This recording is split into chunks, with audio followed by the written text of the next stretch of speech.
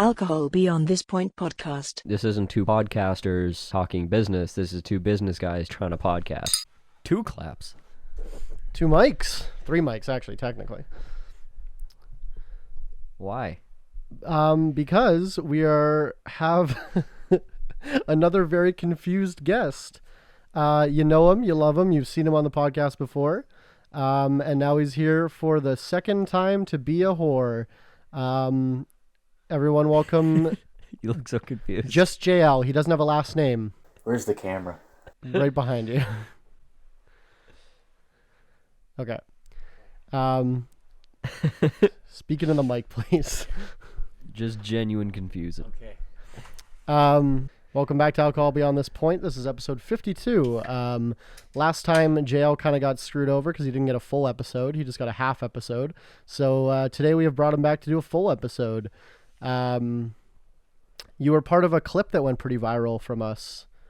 You gave your business tip of the week. Oh yeah. It was very popular with our crowd. So Was that like one guy, one jar? no. You said something about hitching your basically just kissing ass on someone that you know is going to be successful and then riding their success to the top was essentially what you were saying. Are you sure it's not about one guy, one jar? Because I make this great pun about crunch time. Anyway, Tyler, how are you? Great, actually. Yeah, I mean, we're going to get an update today, probably a little bit from JL and how that business stratagem goes for him, or has gone, and I guess we don't get too much into details of current.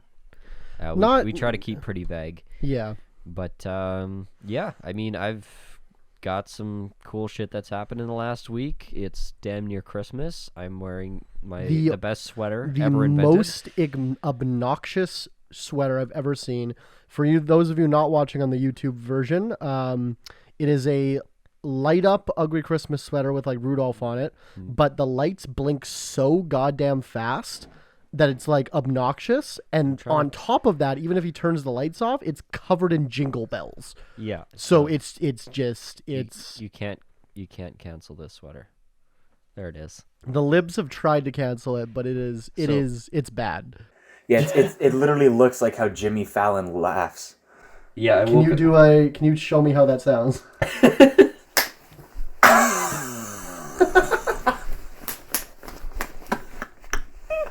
That was pretty good, actually. That's pretty okay. I like it. JL, you're in town for the week. I am. I don't know how much information about that you want to give. I will say you're sleeping at my house again, and the amount of goddamn naps you take. I don't know how you're this productive. Like, you are a relatively high level executive, and you are a very sleepyhead. I practice a biphasic sleep schedule. That's not a real thing. It is, actually. I'm also vegan. Well, it's just because I can only afford ramen. But understood. Yeah. This isn't necessarily by choice either. Okay. But I feel like it's a reflection of our biology. I'm not going to get into some Joe Rogan thing, but I definitely think I operate better when I sleep twice a day. How long do you sleep on average? 4 hours for my main night, and then an hour and a half for my nap. Okay. 5 hours for the main night, yeah. Yeah. Okay. So that would be less time than the average person would spend sleeping though at night. Actually, the average American sleeps 6 hours, so I'm beating them total. Okay. Yeah, but like, how you usually get 8 hours, right? I'm pretty much like a drunk person if I get less than 7. Yeah, that's wild to me because like I've been trying, like especially through COVID, to try and get more sleep because like number one, my therapist is like, hey, maybe some of the reason you have like mental instability is you don't get any fucking sleep. I'm like, that's fair.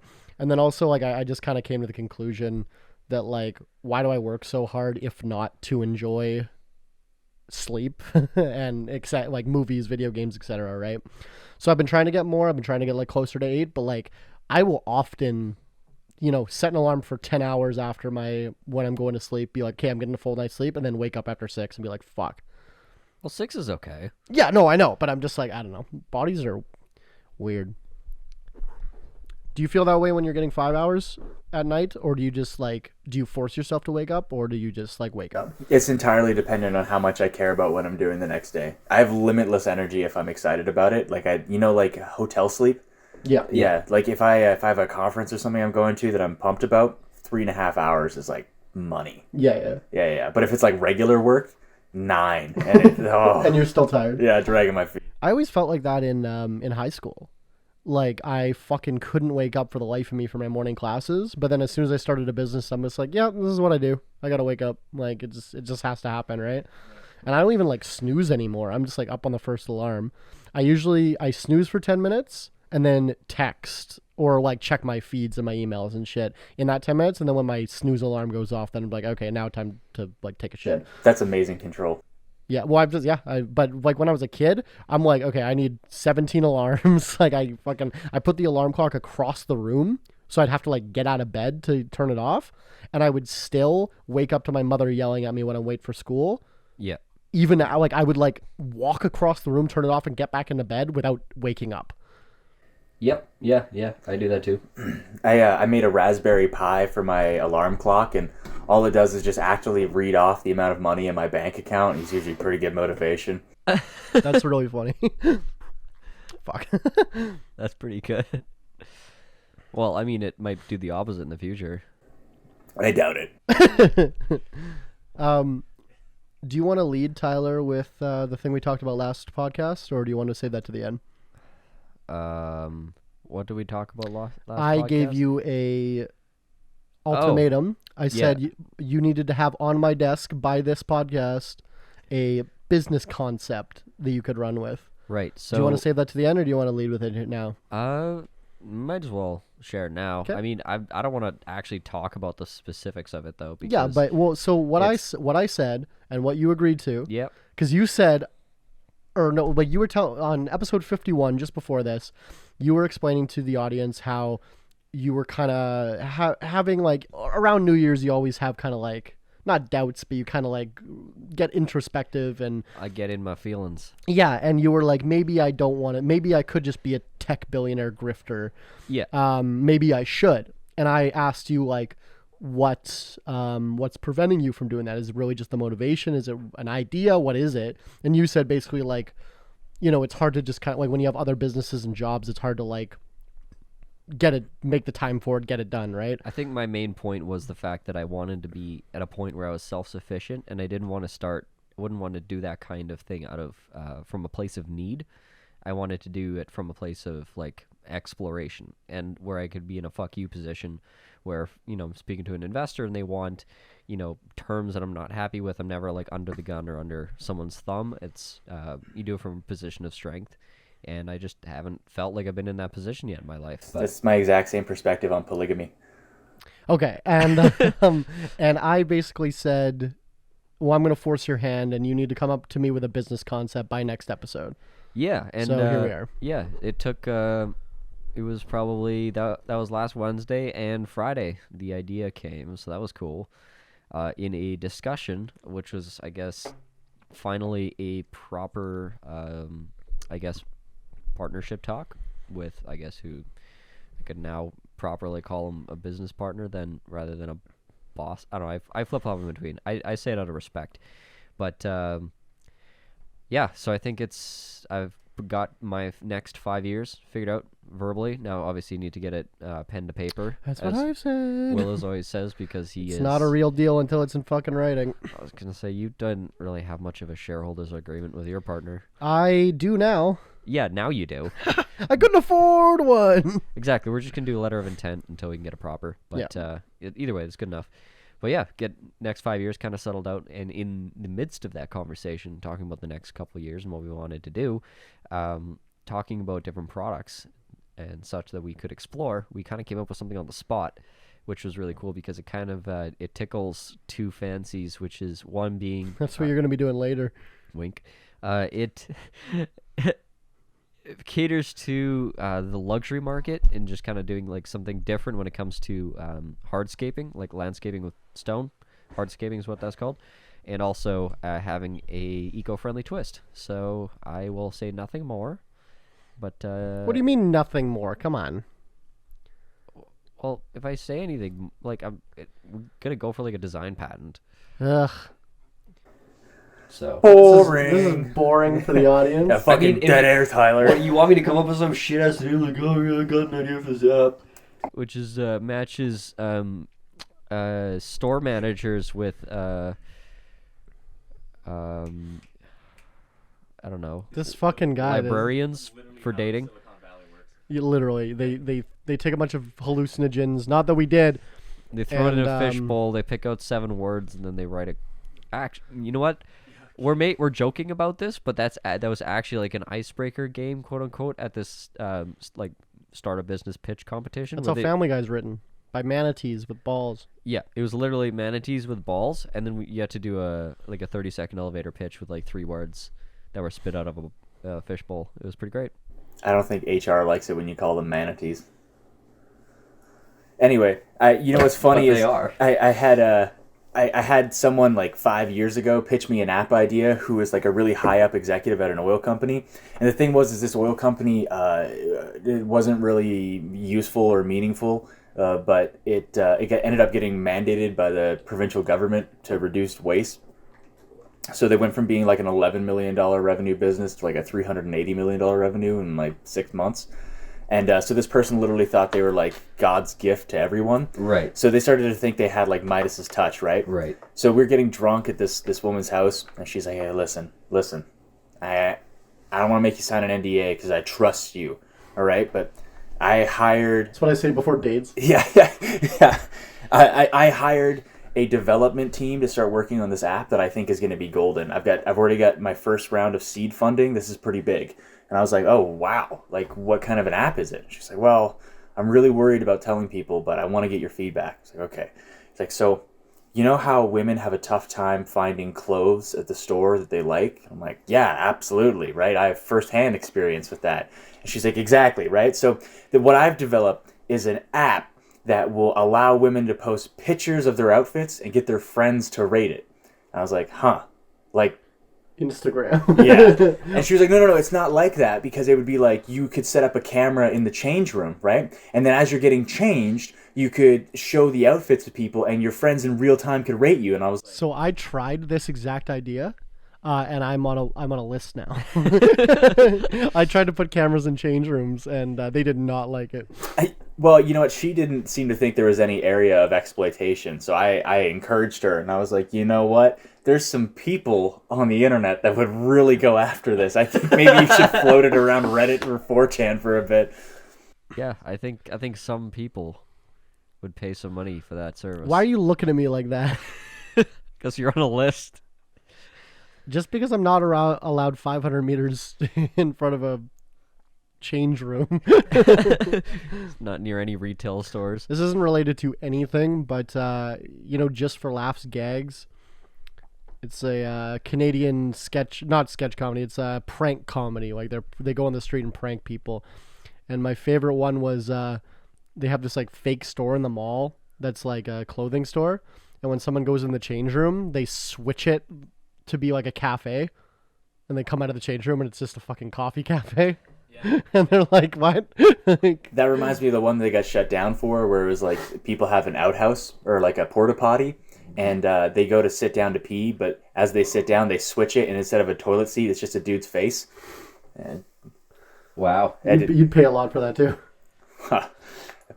Maybe if it was a change room. I was gonna say my favorite porta potty one was where they moved like a shipping container that looked like a boardroom on the inside. Oh yeah, and I've they seen moved that it in too. front of the porta potty, and so when he opens the door, he like walks into a boardroom meeting, Yeah. and they all just look at him Yeah. like, "What are you doing here?" Yeah. I would just like to think the sensory perception on those people is like astonishingly low, that they couldn't hear like the pitter patter of 12 production assistants' feet as they move a set. It could be fake. Who knows, right? Paid actors, crisis actors like that, Like these like Sandy Hook. these people that are besmirching the hero Kyle Rittenhouse. Yo, I have Kyle Rittenhouse tattooed right above my cock. So if I ever have sex with someone, they know exactly where my values stand. Children with guns. And please continue, elaborate. Have you been seeing him on the press tour? He's doing a bunch of podcasts and shit right now. No, I haven't. Kid's a fucking natural in front of the camera. Like I promise you, I saw some tweet that's like, this fucking guy is gonna make a podcast called like America under fire and like just fucking talk about right-wing talking points. He's gonna discover Oxycontin and then he's gonna fucking die at 23. Did you hear Tucker Carlson discovered Oxycontin? What the fuck? I think you discovered Oxycontin. Yo, Toxycontin.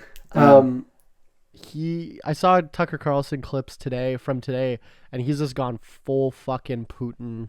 Like, he's like, why should we get involved in this Ukrainian-Russia thing? All he's doing is defending his fucking border, like, all this shit. It's just like, oh, okay, all right. Like, this doesn't seem like it's paid for, but whatever. I mean, he did get paid a few $1 million to keynote for Viktor Orban, and he happily did that, which I think is hilarious, for basically Orban's Hitler Youth. It's almost like fascists can't recognize other fascists, or else, like, the jig is up. You know, you can't say the quiet part out loud. Yeah, exactly. Did you guys see that DeSantis has got his own brown-shirted army now? Yeah, he's like bringing in private military or something. It's fucking wild. Dude, the left-wing social media is fucking hilarious. Leftist Twitter just keeps making lettuce memes because their Florida militia guard logo is "Let Us Alone."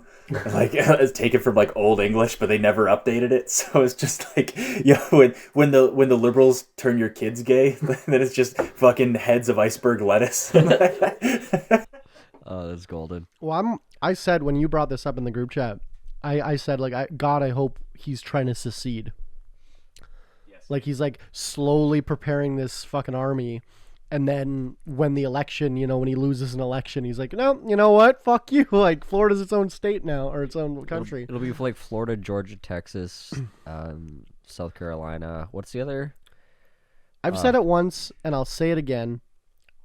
I think it would literally work to just take all the Republicans and move them to one half of America and take all the Democrats and put them in the other half and just tell them to live peacefully. I think that would literally work. Dude, America's going to balkanize. There's no way that they can remain a country. Do you actually believe that? Yeah.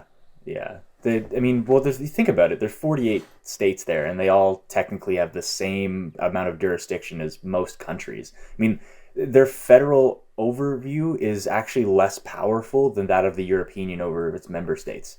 I mean, the states have more control over their immigration policies than most European nations do. Yeah, wild. Really. So you actually you think these, like, the South is gonna, like, unite and then secede, basically make its own nation? No. I think it'll be far more regional than that, because the political divides aren't nearly as dichotomous in their polarization. I think there's a broad spectrum of specific special interest groups that are going to be represented regionally. I mean, you're going to have California obviously be its own state, but California is very polarized in of itself. But like Northeast is pretty value homogenous. The South isn't nearly as homogenous as you might think, because Florida is an enigma in and of itself, and so is Texas. But the slave-owning states are pretty united in the fact that they just don't want to give anyone anything. Yeah. And then you have the Midwest, which is kind of like a rugged libertarian sort of settler state. I don't think they would align with any of the South. I mean, maybe to get power, but I think they're the type of things like, what are you going to do, invade Montana? Where are you even going to find the people to conquer, right? Like, it's it's like the Midwest was also against slavery, but it's because they didn't want to have black people around. Is that true? Yeah. Oh my God. They were anti-slavery, not because they were like pro-black freedom. They just thought it was disgusting to have black people in your household. You know what I heard today, that the reason why armies in like the colonial kind of times would always just like walk into a fucking open field and then like shoot their muskets or whatever was because every time they camped near like forests, they would have deserters. Like 25% of the British Army deserted one year. Because they were all the only people that joined the army were like patriotic people. It was like criminals that were forced to do it and like poor people that had no other options. Right. So they had all these like tactics that they had to do to like prevent people from being able to desert and stuff. It's wild. Like, it's specifically why desertion is punishable by death. It's one of the only extrajudicial crimes in the military. And your superior officer is allowed to murder you at gunpoint at the suspicion of desertion. Like, still? Yeah. That's fucking. Oh yeah, like when they're at war, they can just execute on sight. You know what's wild too is that the America still has the draft. Like, they can force you to be in the army, and then they can also kill you for trying to leave. That's fine. Like, You know, I saw a really interesting op-ed the other day that was talking about the close ties between American gun ownership and settler colonialism. Like this idea that you're constantly trying to stave off indigenous assaults to take back their land, and that's what keeps people so closely tied to their weapons. But then also it leaches into slave ownership as well, right? I mean, if you're constantly in fear that the people that you're enslaving are going to be attacking you in the middle of the night, gun ownership is going to run strong in your blood as well. Well, the new boogeyman is just BLM and Antifa. Anti-Antifa. Yeah. Isn't that just fascism? Yep. yeah, but with ask the California State Patrol. So it was more meth. Yeah, that's fair. Yeah, I think there was a lot of meth in fascism. I Most of the states. I watched a rodeo the other day. As one does. Dude, honestly, yeah! Albertans. It was great. If you can ride a bull for 8 seconds, I'll blow you.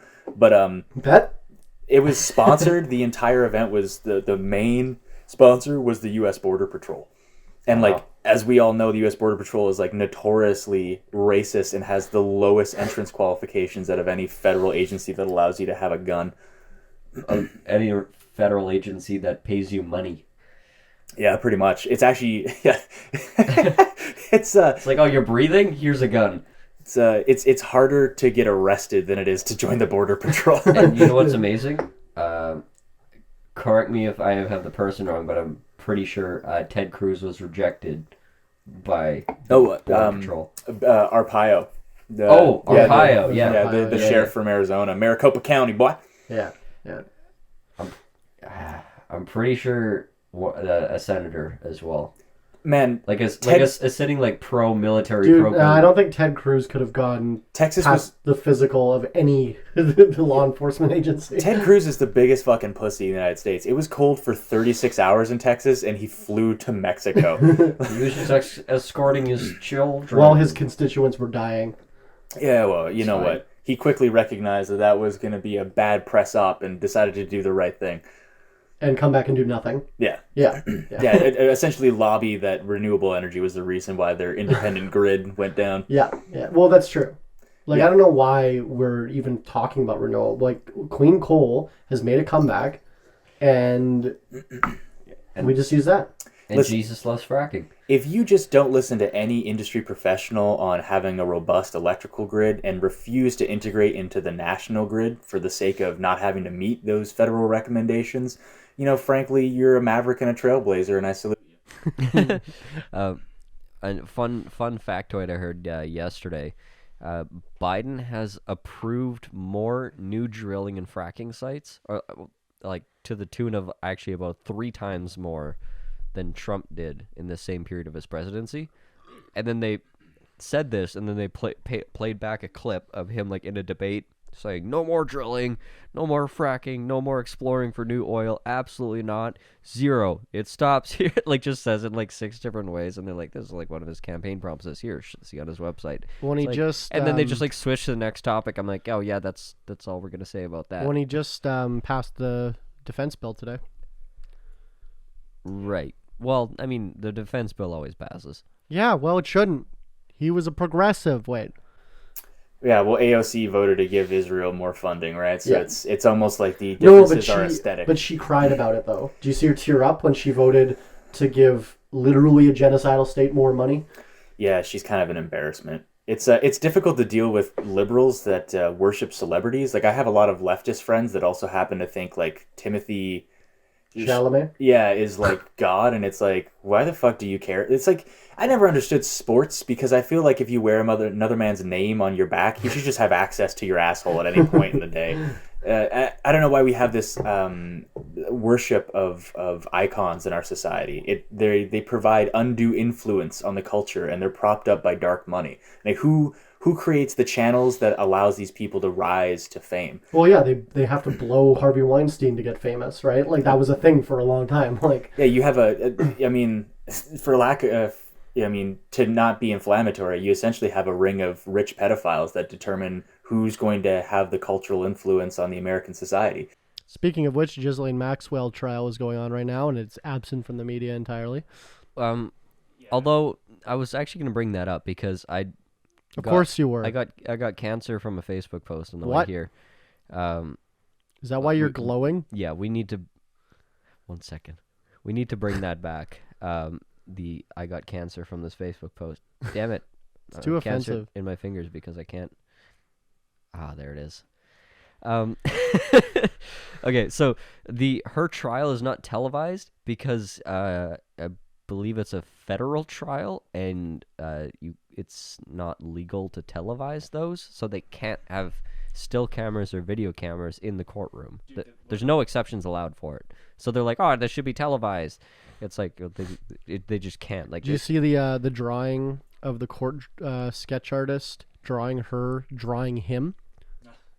She was like staring at the sketch artist sketching him while he was sketching her sketching him. Oh my god. It's pretty good. It's a fucking eerie picture. They've done so far the prosecution through public documents has doxed two of the key witnesses so far. That's got to be on purpose, right? Yeah. I mean, I think it's pretty evident. I mean, Jeffrey Epstein obviously was murdered, right? Like, there's no... I don't think anyone's can argue with that. Yeah. That's like the JFK conspiracy where it's like, oh, like one lone gunman decided to be a nut job. And it's like, yeah, definitely that president that pissed off every major federal agency had no enemies in the state, right? Yeah. Like, there's... this one... And also the coroner that... said it was a suicide resigned the day her trial started. Yeah, like, and I can't... like, can you be more fucking sus? And wait a week. The cameras in that prison had never had a failure in 23 years, and then there's 6 minutes of missing footage right when he killed himself. Like, and that doesn't happen. And the security guards that were supposed to be monitoring the footage took a smoke break or whatever. Yeah, like took a smoke break and like just weren't watching the screen. They were like playing solitaire or some shit. It's like you could. It's completely conceivable. You pay those guys to just be negligent for a few hours. I like to think that it was Hillary Clinton personally that walked into the cell and killed him. I love that idea. No, it's Ted Cruz. He's the Zodiac killer. I mean, one girl had attested that Trump had paid her for multiple visits for underage sex. Yeah. But I mean, to be fair, she was 15, I think, when he had solicited her. And I just recently learned that Jerry Seinfeld was famous in the 90s for dating a 17-year-old for 8 months. Well, what's the deal when your girlfriend needs help with her science homework? Fucking, what's his name? The Annie Hall. Woody Allen? Woody Allen married his stepdaughter. That's fine. Like, adopted a girl with his wife or whatever. Well, you don't necessarily have to adopt. Raised the girl for like 18 years. Oh, okay, that's different. And then married her when she was an adult. Yikes. Yeah, like, it's a thing. Like, these fucking... I'm gonna say that's just Americana right there. Yeah, man. Like, well, yeah, and she was like a Filipina like woman as like refugee or something that he like had adopted and then married when she was like... No, I think fact check me. Don't worry about fact checking me, but I'm pretty sure she was underage when they got together for the first time. This makes me think of Courtney Stodden, but not as fun. I don't know who that is. Oh, it was like there was an aging reality TV star that decided to marry a 16-year-old in a state where you can do that with your parents' consent. Yeah. And this girl immediately got a ton of plastic surgery to be like an absolute, like, she looked like a playmate when she was 16. And the media was getting harassed for sexualizing this girl, but like no one was harassing this dude for legally marrying her. Because then one of the major criticisms of him was like, well, there's all of these like major figureheads and politicians that have done the exact same thing in recent history. Like we can't just start saying as a society this thing that we openly support is somehow corrupt. Yeah, it's legal. I'm very familiar with the Liquor Control Act in this country. Because I work in the liquor industry. Really? Just don't mess with the recording. And there's a bunch of clauses that say, because in our province, you can't drink unless you're 18 years old, but if you're 15, 16, or 17, you're allowed to drink with your parents purchasing the alcohol and then letting you drink it, only in a public setting where food is served. Right. But, however, it can be parent or guardian, or it can be spouse over the age of 18. Right. Can give you, an underage person, legal permission to consume alcohol in public. Yeah. No, I remember actually seeing someone like this on, I think it was on YouTube or some shit. They got married when they were like 16, 17, this couple, and one of them turned 18 before the other, and she's like, I can drink now because my husband's 18 or 21 and whatever. Yeah. I'm like, oh, that's... There's 16-year-old Courtney's daughter, and just, hey, you can enjoy. Don't you just love California? That's it. Who was the doctor that did that surgery, man? That's there's just so many ethical things there that are really... That's scary, dude. How he's holding her too is wild. Yeah, I know, but you know like, what? Look at my doll. I'm going to be honest with you. That's probably one of the happiest men I've ever seen. He's very pleased with himself. I mean, you know what you can't say about perverts? They don't know how to have a good time, right? That's exactly what I say about perverts. I went to school on the topic of who gave this 16-year-old a bunch of plastic surgery. I went to school with a girl that got her nipples pierced when she was like 12. And I was just like, who? Like, surely it was some basement, like, you know, surely no reputable shop. Maybe she did it herself. I don't remember I think her father was like a drug dealer as well, and like it was a whole thing, but worse. yeah. And then she had a couple kids before the end of high school with like different fathers. For sure. Yeah. This is true. But I just remember thinking like it was really cool back then. Yeah. Especially because like I was friends with her, like really good friends with her friend. So like we'd hang out and she's like, oh yeah, by the way, I got my nipples pierced. I'm like, oh cool. That was the first nipple I ever saw. But now like thinking back, or like even when I was a little bit older thinking back, and I'm like, who the fuck? Isn't that weird how you establish new boundaries? I knew this girl in junior high who like had developed really quickly, and like all of the guys totally like had a crush on her, right? And I remember at one point we were playing Truth or Dare, and it was at a party where no one even had alcohol yet. And we were talking about like sexual encounters, and someone was like, yeah, you know, I've been to second base before. And she's like, I've had sex before. And everyone was like, whoa, that's so cool. She was like, yeah, I was with like this older dude. And like everyone was like, wow, man, she is fucking cool. And then now looking back at that, I'm like, oh, you were molested. Yeah, Well, I was going to say a couple of my friends... Define older. Well, a couple of my friends were like 15, lost their virginity, like a 22-year-old. Yeah. Like more than one girl I knew in school was... 22-year-olds have to start policing their friends more. You know? Word. Where are all these how are you hiding your 15-year-old girlfriend from Oh my... Well, right? think about like... Just like even... Probably just like trap house encounters, though, to be fair. Probably, yeah. Like... Some of these girls, like I remember, I don't want to give away too many details in case you don't want them public, but you told us a story one time when you were like hanging out with these girls, and then by the end of the night it was like, oh yeah, by the way, we're like 15. Oh, do you remember that? And you were like, the asses off. You were like doing drugs and like okay. So I got to tell this fucking story because you gotta fucking know. This was one of the most sus encounters of my goddamn life. So it was my 25th birthday party. We're doing a kegger and we're absolutely fucked. And I don't have many friends in my hometown, but one of them is a cocaine dealer. And he was like, hey man, I don't have any presents for you except for and I was like, all right, let's see what you got, right? So one of the things about having a friend that has copious amounts of drugs on him is you can just appropriate vehicles. Like if you just show a driver a brick of cocaine, you can just get in their car. Like this guy had a car full of passengers and they were going somewhere that wasn't either of our destination or our start place. And he was just like, yeah, go call a fucking cab and just let us into the car. But like two of them were these like really hot girls. And my friend was like, no, they'll stay. And like I was like, wow, cocaine is amazing, right? So we're in the car, and I've got a boatload of my other friends. We're gonna go like just up the block, and they're like, yeah, we'll follow around in another car. So we go to my friend's house. We're taking bong hits or whatever, and this dude like breaks out some cocaine, and then these girls are like, fuck yeah, and they're just railing this cocaine like a motherfucker. And like I didn't want to take any because I was like pretty fucked up, and then I had a couple of friends around the fence too. Like we were all kind of pussies about it, but these girls were like going hard, and I was like, damn, a little rough, all right. So anyway, the night goes on, and we're all like chit-chatting and whatnot, and these girls keep kind of bringing up in conversation how they're in rehab, and we're all kind of concerned, because they're fucking hitting the cocaine so hard. We're like, hey, listen, like, do you want some support? Like, should we cut you off? They're like, no, fuck it, in for a penny, in for a pound, am I right? Like, okay. So, they start talking, you start to notice there's these problems in their story, like things aren't necessarily adding up, and they're in rehab together, but it turns out that they're not really in a rehab, but they're in kind of like a continuing high school program. And we're like, oh, well, you know what? Yeah, not everyone graduates high school. It's fine. No shame. And then eventually it kind of slips that one of them is in high school. Yeah. And we're all kind of like, oh, huh. And then she's like, listen, guys, I wanted to be cool, but I'm actually 18. And we're like, oh, because, you know, like when they're 18, it's like, yeah, I don't want to hang out with you, right? 21 maybe, but no. So we're all kind of like, all right, let's wind this down sort of thing, get her a cab home.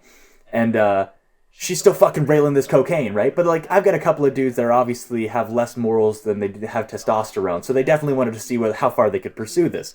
So they're like, no, man, like just give me a shot. It's like, okay, whatever, man. Like, it's not my house. I don't give a fuck. I'm with. She's 18. It's fine. She can make her own decisions. So we're laughing. We're having a good time, and I can hear this one dude really making moves on this one girl, and he keeps talking to her, and he keeps like, oh, where are you from? What are you doing? Like, really hammering home all these points. You start to notice more and more of these things that don't line up. And then eventually it slips that one of them is in junior high. And we're like, sorry, what did you say? Is this like you didn't pass junior high and now you're doing it again as an 18-year-old? And she's like, no, I'm actually 14. And you need to get the fuck out of this house. But before we could do anything, the funniest fucking thing happened. And the other girl that was there looked over at her and she was like, you're 14 too? And they had met each other like 3 weeks ago, lied to us, created a backstory, and told each other they were 18 to seem cool, and they just pretended they were both 18. So they both bought each other's lie. Yeah, and when they told us they were 21.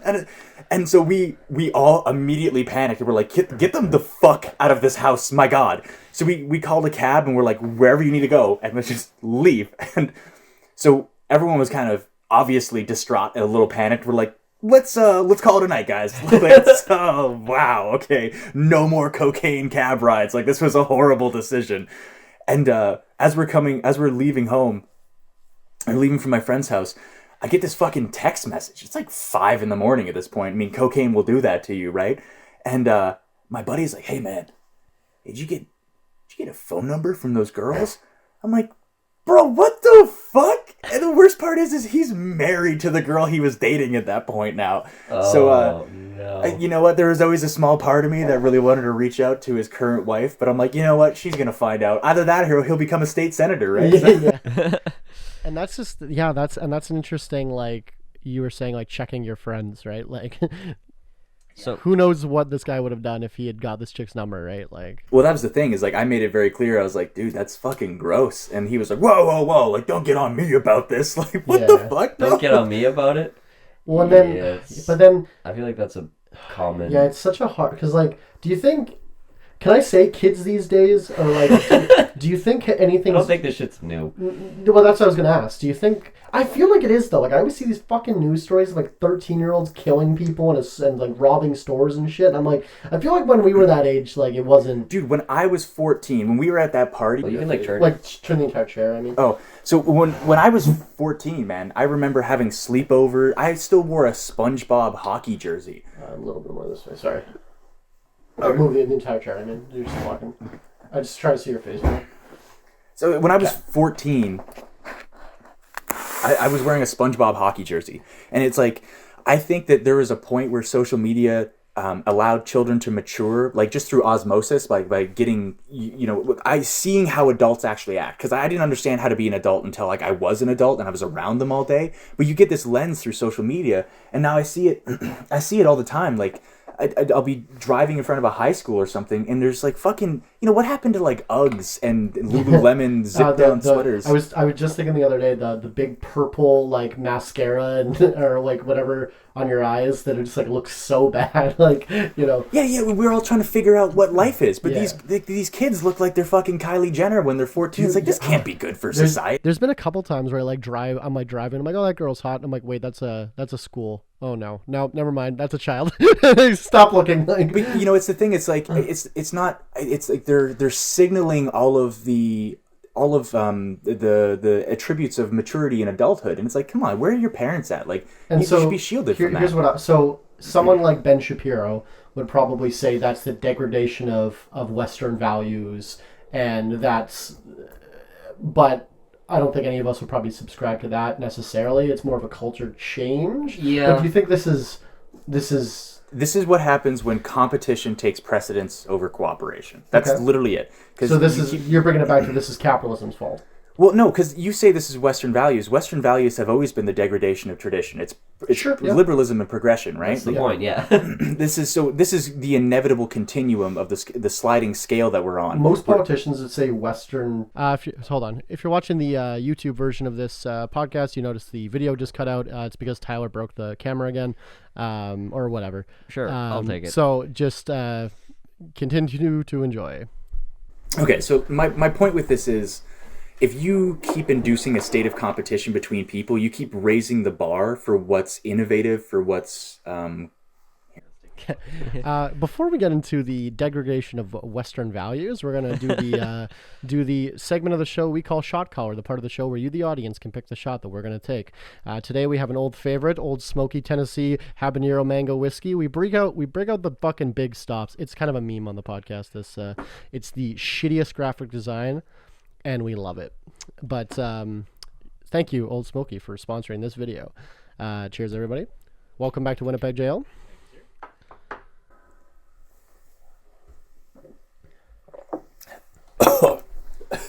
It's got kick. the fuck is that? It's the pepper. Habanero, Yeah, baby. it's habanero, not... I don't get any whiskey burn, I just get the fucking pepper burn. Should see his face. You should see his face. Good thing we fucking stopped recording. It's a Buckley's face. Oh yeah, that's exactly what it is. He's got the Buckley's face. It's pretty good. Ah, Don't worry, it's on the cute. back So, of the tongue. Anyway, Yeah. while he's recovering, I'll kind of lead in. I think most of the people, politicians especially, that say the phrase Western value are just talking about racism. Yeah, they're just racist. Yeah, they're just being like... Talking about white Christian values. Yeah, they're basically being like, Western value, grab me a... Yeah, but like, what do we think about... But I guess, like, thinking about it, like, in fucking medieval times, they were breeding 12-year-olds. This is the point that I'm locked and loaded on. The sexualization of children is an external problem. That's something that's always been present, and that requires social policing and you know, the ethics aren't something that are innate in people. They're enforced by society. And obviously, if there's some sort of an urge to abuse children, that needs to be dealt with on a societal level through shame or punishment or coercion or something. We can't allow that in our society. But really what it comes down to is I don't think we should be putting the onus on children not to sexualize themselves. My point is, with making children dress like adults, is we're putting so much undue pressure on them to appeal to a level of care and a level of outward expression that requires so much maintenance and knowledge and money. This was never present for me. I mean, as a child, we all wanted to look good. We all wanted to be innovative with our style. We all wanted to be trendy. But the thing is you could get away with a Walmart hoodie. You could get away with, not doing your hair in the morning. Girls not wearing makeup, right? It was a sliding scale that moved very slowly with your age. But it feels like I see it firsthand with my niece. My niece is already asking for makeup, and she's 8 years old. And it's like, Wow. I mean, it's not like I have a problem with kids wearing makeup, but I have a problem with the fact that, okay, now you got to buy all this makeup, you got to watch these YouTube videos, now you're constantly comparing yourself to other people, and it's like you're participating in social media. I mean, I saw the Facebook papers, right, and they showed that I think it was 5% of teenage girls in the United States that consider themselves suicidal started their suicidal thoughts on Instagram. How many percent? 5% of the total girls under 21 in the United States started their suicidal thoughts on Instagram, but through the comparison of themselves to other people. Yeah, that's what I was about to say. I thought it was a lot higher than 5. I thought it was like 30. I don't know. Check me on the number, but you can. No, I think it was 5% of all girls polled said they were suicidal. Oh, and then of that, it was 30% or something that was from Facebook or Instagram. Something like that, yeah. Anyway, it's an egregious amount, and it comes through the societal pressure to constantly be measuring yourself against other people. I mean, I feel it all the time. I notice that when I'm addicted to social media, like everyone else is, right? I can spend hours down the rabbit hole, and when I do, my mental health is awful. And I have the presence of mind to be able to remove myself from that situation and then do the self-care necessary to repair my mental health But from some that. people are obsessed and they can't. Children do not have the tools in their toolkit or the self-awareness to even recognize how they're being manipulated. They think their feelings are valid. Yeah, and it doesn't matter whether you're 12 or you're 19, you're still a child. Like it's you're so young for so long. I mean, it's not until you hit 25 that your brain even fully develops. I mean, I had all sorts of crazy ideas when I was 22, and I thought I knew everything. I was still a kid. It's when I started my business when I was 18, and it was really dumb. Which is why it worked. Yeah, it's an interesting phenomenon, but like we were talking about like the society that kind of sexualizes children, and it's not like that's anything new, right? Like fucking people were raping children. And well, they like, didn't call it sexualizing children because you get married at 13. Yeah, well, that's what I mean, right? But it was always like older men marrying younger children all the time. And then like you still see, you know, predominantly Muslim countries that do the same child bride thing, and like you know, I don't think it's anything new with the way, like, it's still society's the same feelings we've always had, but now just expressed kind of through the internet, and like, I don't know. The way I see it, it's not almost like good. it's like coming full circle. Yeah. Which is kind of disturbing in a lot of ways. It's like if you would ask those people, like those young girls, I have a feeling you'd probably have a pretty nuanced response, right? What do you mean? Like they would, Ask them what? a lot of them would like, why do you dress like this? Why do you Okay. like? Why do you behave this way? Or why? Like it would be like, well, I feel empowered by doing this. It's like Yeah. I can do whatever I want. Like it's kind of like it's this self-empowerment. It's just like the need to be free or the want to be free or want to express yourself, or like it's like, oh, I don't want to. Maybe I want to act like an adult. I remember when I was fucking like 15 years old, and I'm like, I wish I could just get on with it and be a fucking adult. I'm like, I'm sick of being in school and being treated like a child. Like I was over it by the time I was like 14, 15 years old. Yeah. You know, how much of your development are you losing by preoccupying yourself with adult matters? It wasn't that I wanted adult matters. It just I just wanted to get on with living my fucking life. Like I think I think I'm in favor of high school ending like 2 years earlier, and then I think it was New York actually adopted this system. Did where, the vocation thing where you... Yeah, where your high school's over at 15, and yeah, and then at age 16, 17, you either go into vocational work or you go into university prep. I think that would have been far more suiting to like kind of how I felt my development was at the time. Like by 15 years old, I mean, or 15, 16, you're getting to drive a vehicle. I owned my first car. You know, I was working. I had autonomy. And I felt like a grown-ass person in a lot of ways. But, you know, think about how much deeper down the rabbit hole you are that excludes you from exploring all of the opportunities life has to offer. When I was 15, I wanted to be a cop. When I was 16, I wanted to be a plumber. If I was at the point in my life where I could make a decision about what my future is, I never would have pursued matriculation. I would have gone and done a trade or done something occupational.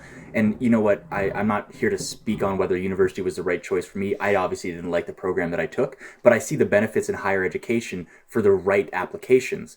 And it's the type of thing is I think we should be extending.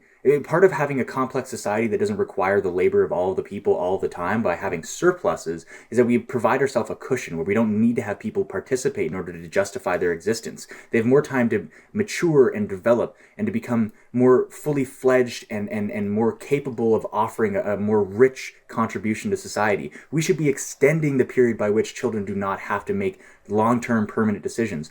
I had to choose whether I wanted to be an accountant or a cop at 18, and I chose whatever my dad told me would be the best decision because I had no real-world experience.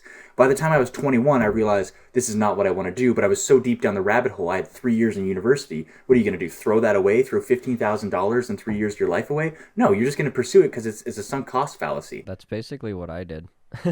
Like that's how I treated my early 20s, was just like from 18 till, you know, let's say fucking last year was this morning. Till now, I viewed it as an experiential sort of idea, and I'm like, everything I do is experience, it's training, it's preparation. Like one of the best, you know, kind of nuggets I heard from whoever, doesn't matter, was you learn in your 20s, you earn in your 40s, you learn it in your 20s, you earn in your 30s, you grow in your 40s, and I think you're wise in your 50s, or you give back. I don't know, it's something like that. I don't remember what it says for 50s, but either way, you learn in your 20s, you earn in your 30s. So I'm like, okay, so don't fixate on earning, don't fixate on survival, don't fixate on like the dollar value success of what you're doing. Just focus on what are the, like, exploring what do you want to learn, what are you good at, exploring like what grabs my interest, what I gravitate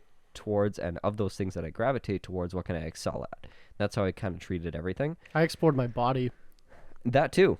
That's a big part of it. Exclusively. What'd you find? I have this weird Orifice? Hold on. No, I have this weird weird red thing. Your nipple? I've got one of those too, like a little follicle. I'm not gonna take my shirt off, but I have this like. This doesn't matter. I was making a throwaway joke. Stop. I'm really concerned, Willows. Are you okay? Do you have cancer? From Yeah, a I got it Facebook from post? a Facebook post. What was the joke that me and you responded exactly the same way yesterday? Like we did it to like 3 In jokes. the same cadence. Me and you had the same response without like consulting. That was weird. It is weird, yeah. We're spending too much time together. Yep. Even though we don't spend that much time together. That's what my girlfriend says otherwise. Me and you spend like 4 hours a week together. That's a lot for adults. Is it? Because we used to go to fucking bars like 4 days a week. That's a lot. Dude, I often go weeks without socializing with anyone.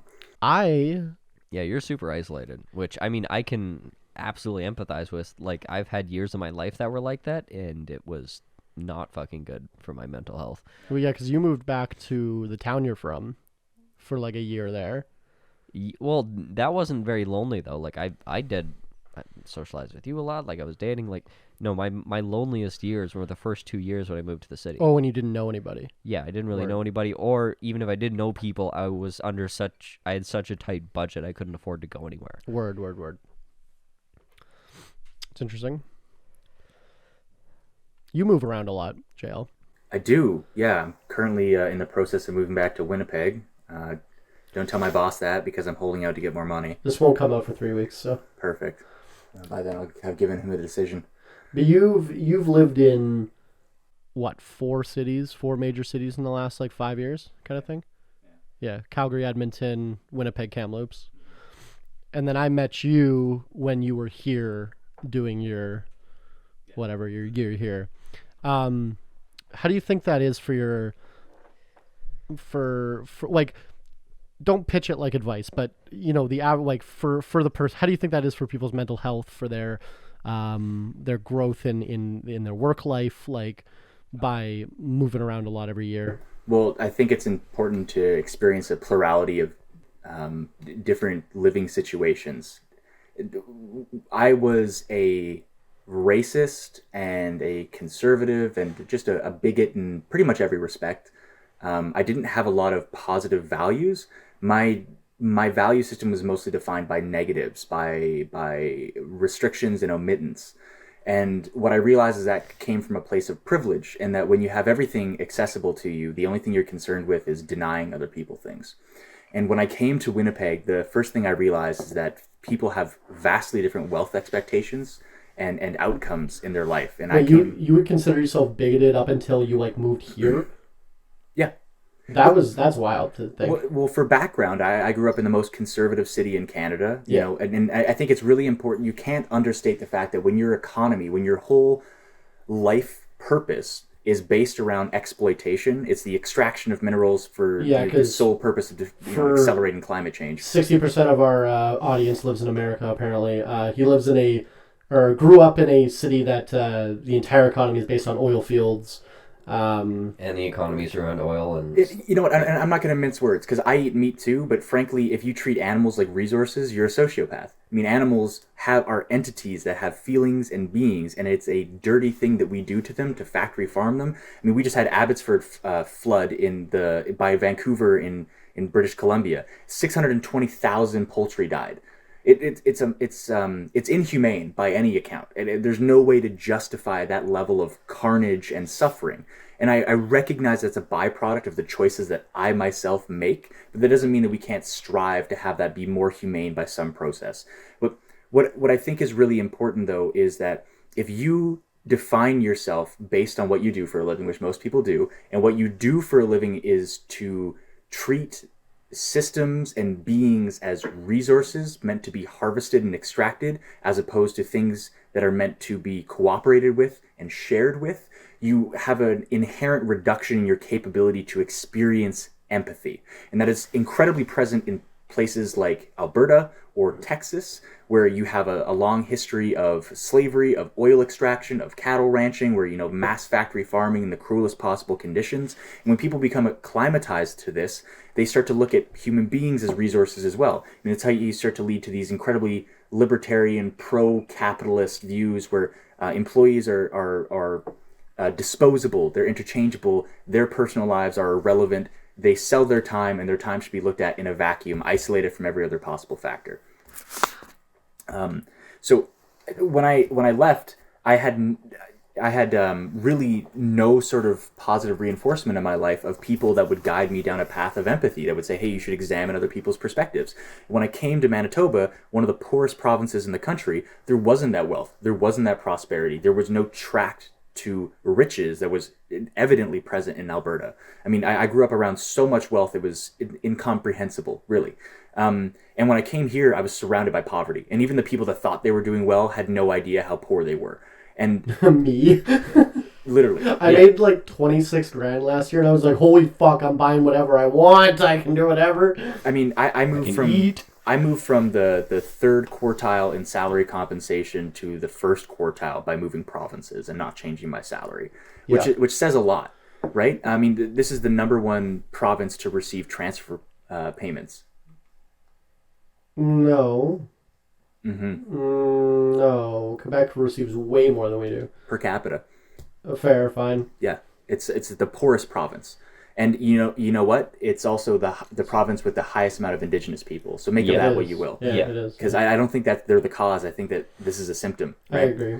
You don't want to put the industry where the people that you're trying to oppress might benefit from it, because that would disrupt the power system, the power structure. Well, also, we don't have oil. We have a very, very high number of ratio of immigrants, like first generation immigrants, also in this province, because. This seems to be like the dumping ground / melting pot of all immigration programs into Canada, which means, we have very low wages, but you also have,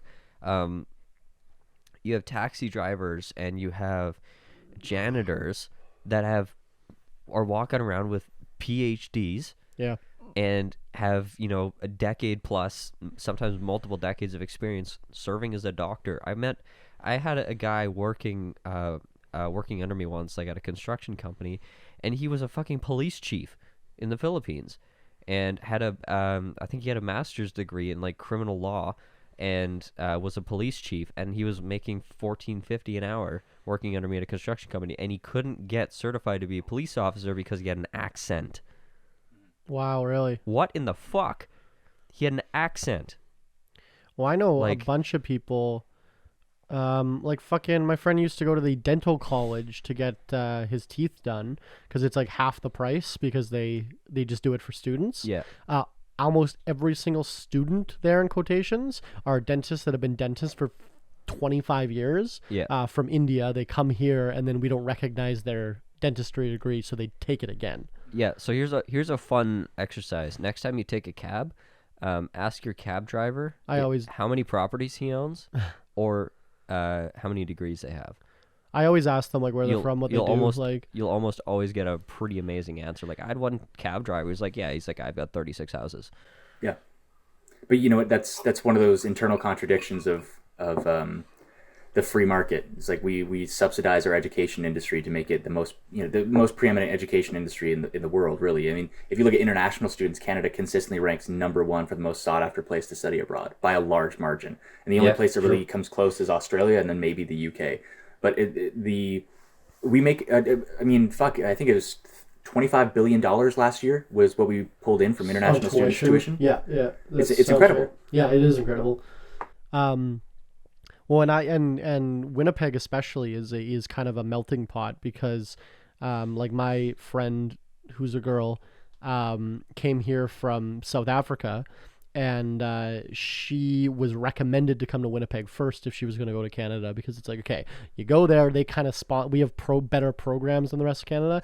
You get your citizenship and then figure out where you want to go after that. And yeah, that's another thing, is it's cheap while you get your legs under you in a new country. But you also can't go anywhere in Canada. You can't just choose what place you go. You get placed by Immigrations Canada, and they often put it in places with shrinking domestic populations. And there's been an exodus of people in Winnipeg for a very long time. Yeah. Well, if we didn't have immigrants, we'd be losing population by like 5% a year or something. You have a shrinking tax base. You have infrastructure to support. You have costs that you have to maintain. It's like a self-fulfilling system, though. That's Winnipeg's role. Is it cycles immigrants and pushes them out into the rest of the country. Like that's which Winnipeg's I think function. gives us some of the best culture.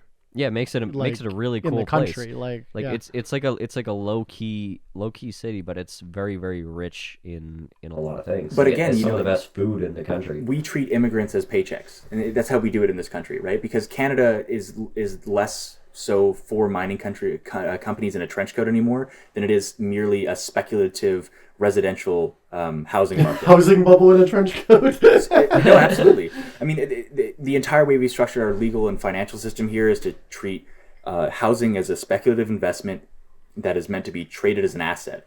And it doesn't matter how many people are housed or not. 13.8% of houses in Canada are currently vacant, and it's something like 3% of Canadians are considered housing insecure.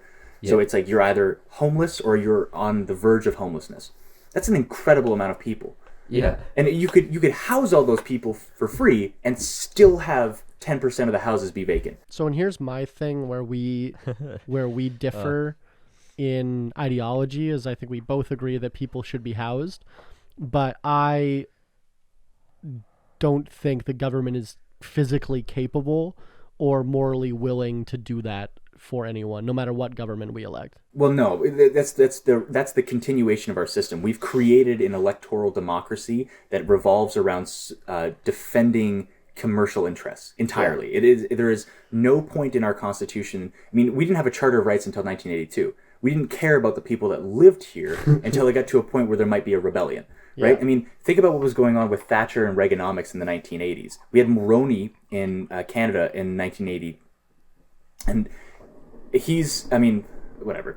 Fuck him. He introduced sales tax. I mean, Fuck that guy. Pierre Trudeau was often lauded for being the first person to really incite the need for a Charter of Rights and Just Freedoms. watch me. But the thing is when you start extracting the wealth from people, you have to start giving them something in return, because it's a bait and switch. Yeah. Right? If you can't give them access to personal freedom, personal liberation, you have to say, okay, the state will support you to some degree. Yeah. And that's the constant thing that happens. But it's not a measure of equivalency. If your personal wealth is tied to a home, is tied to a well-paying profession, job security, the amount of wealth you can take is far in excess of what the state will provide you in return for, life security, essentially. So you're extracting so much wealth out of people by not allowing them to be personally wealthy that it's still a better deal for the social elite to offer social welfare programs to reduce the likelihood of rebellion and uprising. Civil unrest is the only thing that needs to be balanced with concentration of wealth. Bread and circuses, right? Yes. Yeah. And for some reason, our country keeps wondering, do they really need the bread? Yeah. Yeah.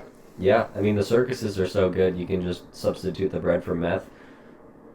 But, it's the type of thing, if we would have started from the very beginning as, okay, housing is a priority, all of our zoning, all of our investment rules, all of our financing rules would have been changed. Infrastructure so we would have an inventory of housing that could accommodate that need. But now we have a surplus of luxury homes that passes hands in gig economies like Airbnb, where for some reason, the wealthy have access to a plurality of properties that they can occupy at any moment, and the poorest people don't have access to any property. Yeah. Well, I think one of the significant headlines of the last month was the Greater Toronto area, Toronto, capital city, Toronto, now has majority of homes, single-family households, or how would you define that? Yeah, I guess that majority of dwellings, like period, like including condos, apartments, whatever. Majority of dwellings are owned by individuals that have that as a second or not are non-primary residences. So more than 50% of homes are owned by people who own more than one home. Yeah, yeah. And what's So- even worse is if you look at corporations or mega landlords is what they're classified Yeah. as, people that own more than 25 properties, it's something like 17% of homes in Ontario are owned by those organizations. Yeah, there's parking cash in the fucking housing bubble. Like, I called this 2 years ago that we're going to have a housing crisis. I think what was the number I called? It was 3 to 5 years. I think so, yeah. I called 3 to 5 years from the beginning of the pandemic. I said we're going to have a fucking crash because not because I'm a psychic or because I believe in crystal balls, but because that happens almost every time you have a disruptive global event, whether it is Like a war COVID. or whatever, or like the financial crisis, for example. It took a while to reach housing prices and things like that. Obviously, that financial crash was directly mortgage related, but typically the domino effect takes a number of years to hit housing because, I mean, it right now you're seeing exactly the playbook. Market takes a hit, Fed steps in, dumps in a bunch of artificial money that doesn't exist. It props up the economy to continue that growth curve, and eventually you reach an unsustainable point. They taper off, and then it stagnates, and the sentiment drops, and therefore does the market. It's fucking textbook. I really want to touch on that because that's something that people do not discuss when they talk about the economy. When you operate in a capitalist market, the economy is defined by those who possess capital, right? Yeah. So the economy isn't a reflection of the population; it's a reflection of wealth. And I'm not talking about wealthy people, but I mean people that own houses have access to capital. You can sell your house, right? It's the sentiment of the American consumer. No, it's the sentiment of the American asset holder. Well, yes. Capital is an asset, and if you have access to it, you are a contributing member to the economy. If you're not, you're a consuming member of the economy. Right. But I mean, the asset holders can also get fucked over by the downturn of consumer sentiment. Like, when consumers lose enthusiasm, spending goes down. Like, that's the entire house of cards of the American capital market is built on the American consumer, period. Like, I hear this fucking 15 times, 20 times a month on, these stock podcasts I listen to, market podcasts. They always say the American consumer runs the American market. And it's true because that's all that America has to offer, is the consumer. Yeah, their number one export is consumerism. And if that drops, if that sentiment, if the confidence in the market drops, Stock market goes with it. everything goes with it. Yeah. Period. But see, now the thing is Naomi Klein did a wonderful job. She's a reporter for The Intercept, a world-famous Canadian journalist, and she wrote a wonderful book, 8 or 9 years ago called Disaster Capitalism, where she outlined trends in major economic failures in where capital is then sold at a fire sale, subsidized by the government, and consolidated at the top. And every time there's been a financial crash, every time there's been a recession, there's been a consolidation of capital and a greater increase in the Gini index, which is a measure of inequality that's widely adopted by most economists. So what happens is when you have the people participating in the asset generation aspect of an economy, the people that own things, that own stocks, own businesses, own property, when the consumers start to suffer from the effects of their decision making, and they can no longer purchase that, they can no longer prop up the pyramid collapses, the government steps in to offer economic stimulus, but all that does is provide a cheap means for people that already possessed capital to reassess their debt, to restructure their debt, to have access to loans, to continue to amalgamate their capital. Yeah, it's bankruptcy consumer proposal for corporations with no repercussions or downside. Or private equity holders or anyone that has money already. All government stimulus goes to the people that all have money already with no direct care for the people that are just consuming. It's trickle-down economics, baby. Which I don't think is capitalism. I Like used to that's fully that's hold... anti-free market with the government Well, I mean, capitalism isn't necessarily free market, right? Because capitalism just talks about the redistribution of wealth. Free market is whether you have regulations on trade. Semantics, more so. Not really. It's kind of a critical difference. Whatever. But it's almost like that's why libertarianism has been bastardized. Yes. Because they want to have corporations as their landlords, but they think that they want free markets. Yes. Yeah. Yes. And how I always understood... Elon Musk is daddy. True. How I always understood libertarianism was what I think it is more classically, but it's been kind of co-opted by the Confederate kind of types. It's been co-opted by people that think that there should be an upholding of the state, or the state should still exist to uphold property rights, which is inherently a contradiction of anarchism. So agree. Yeah. So this is a fantastic segue into, I guess, next, or something that we were actually arguing about / discussing on lunch break yesterday. So we have very fun conversations at our workplace for construction, and we were discussing the idea of property rights and also the responsibility of the state, and if the state is the best way to facilitate property rights, or if you can have like an anarchist or like truly libertarian society with like no government but also still have property rights and capitalism be a part of your society, like without having an all-powerful state to enforce it. So, long story short, my two coworkers land on either side of that line, where it's either pro-state or fuck the state.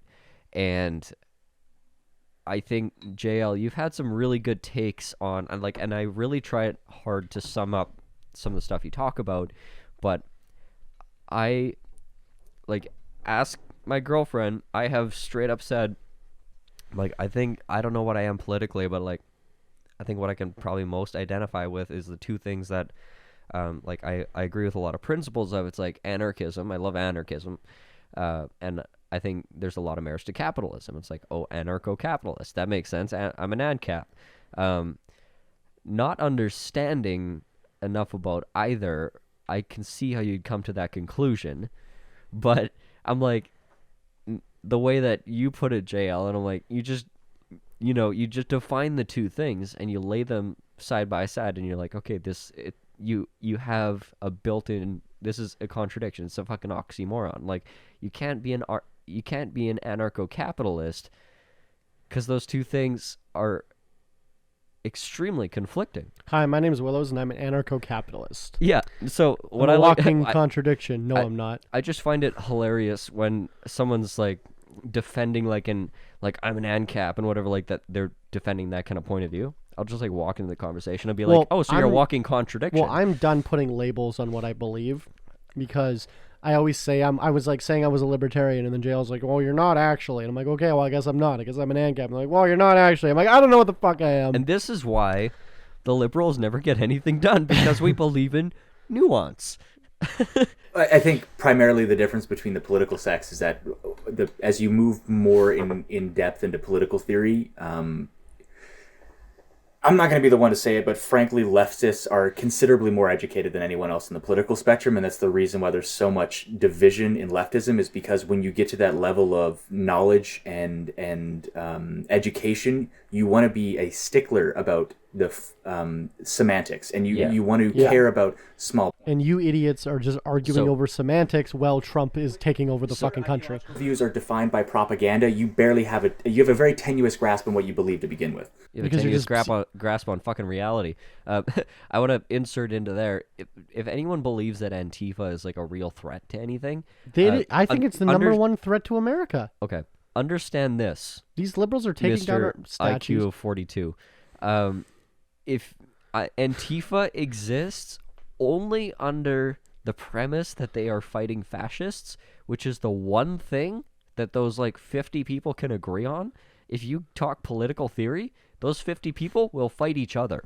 Yeah, you know what? It's the number one thing that people don't understand about Antifa, again, because they receive their political information through propagandized media, is that there are no Antifa rallies. There are no Antifa groups. It is a cellular, disorganized, decentralized system of people that share the understanding. There is no such thing as Antifa. It's a fucking media label. The American Army was Antifa from 1939 to 1945. And then Yeah. promptly invaded Korea. Yeah. That's fine. Yeah. But we were fighting fascism for a while there, folks. Everyone remember that? Ah, man, how dare you prevent foreign access to your resource market? I was gonna say we were Communism. But then we were preventing fascism because it was infringing on ours. But then, Exactly. but then what I've said to you before is that I don't think it's mutually exclusive. I think I can hate what capitalism has become and also hate the idea of communism. Oh yeah, no. You know what? As again, as a leftist, I fully embrace the full spectrum and diversity of ideas, because one of the beautiful things about leftism is there's this idea of there's an idea that you don't need to constantly conquer and expand. That's an inherent aspect of communalism and collaboration. I mean, anarchism does not exist on the right, and that's something that people really struggle to understand. But libertarianism is a classical liberal idea, which is a leftist school of thought. It means, listen, you leave me my own devices, I'll leave you yours. Yeah. It's the type of thing where if you have a commune, communists, I don't want to talk about the USSR. They're imperialists by every possible mean. They wanted to expand their empire and conquer people. I mean, you look at the legacy they left behind. They left a kleptocracy where it's just a mafia of an oligarchy that's raping and pillaging the state, right? But what I'm talking about is I don't think there's ever been a true socialist state that exists. I think there's been socialists in theory. Yeah, you're one of the real communism has never been tried. Yes, and I think there's been points that have gotten close, but Thomas Sankara. But well, no, there's a defined spectrum, because capitalism is what happens under capitalism is feudalism by another name. We need to accept that that's what it is. There's a reason why Amazon wants to own cities, all right? There's a reason why mining companies own towns in the 1920s, because if they pay you your salary, they own the house you live in, they own the stores you buy your groceries at, they have complete control over you. It is feudalism. That's exactly how you define feudalism. Yeah, it's feudalism with a much thinner veneer of freedom. Exactly. It's like it's not the company store and the company house. Now it's a conglomerate now it's of 30 company stores that are actually owned by six companies. Okay, but the companies own your house, though. But you get to choose which company owns your house and which company you shop at. That's true. Most of the Mortgage, right? same people that There's own only, those own. there's only 5 banks in this country, right? Like, Yeah, there's that you only- can get your mortgage from. There's only 3 companies that fill your entire. There's 3 companies that fill every grocery store on every block. No, and then you own your house and you still have to pay, it's paid off 100%. You still have to pay fucking monthly property tax. And you have an easement on your property. You don't have mineral rights. You don't have air rights. You have no Fuck land off. in a municipality, because the municipality is incorporated. You have purchased land for my corporation. Yeah. So, I guess what I know you're not a fan of the political compass because you don't like the. Because the bottom right doesn't exist. Sure, I think it does, and I like the bottom right and bottom left, like the top left and top right arguing with each other. But capitalism's better. No, communism's better. And then the bottom left and right being like, "Hey, are you having another one of those farmers markets this week?" It's like, yeah, we'll bring our bread. It's like, oh yeah, we've all been raving about the bread from Communist Town. We're come trade it at the farmers market, and they're just like cooperate, right? And like, So how would you define or not define bottom right? Okay, so the political compass was laughed at when it was created by David Nolan in 1965. So he was a failure of an economist that decided. Prophet is never loved in his homeland. He Also fools. He decided to create the political compass as an extension of the right-wing appropriation of the libertarian movement.